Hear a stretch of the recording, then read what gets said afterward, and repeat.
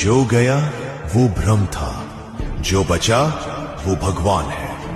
हम सभी कभी ना कभी ईश्वर से ये सवाल करते हैं, जब देना नहीं था तो दिखाया ही क्यों?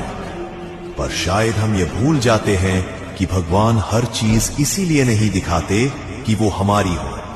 कुछ चीजें केवल हमें जगाने के लिए आती है, तोड़ में नहीं बल्कि भीतर से नया गढ़ने के लिए आती है।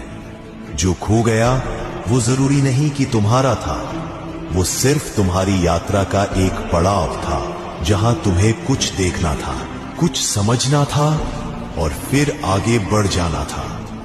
भगवान कभी तुम्हें दर्द में नहीं छोड़ते, वो तुम्हें उस ऊंचाई तक ले जाने की तैयारी करते हैं जहां तुम बिना किसी सहारे के खड़े हो सको। जो रिश्ता, जो सपना, जो मौका छिन गया, शायद वो तुम्हारी भलाई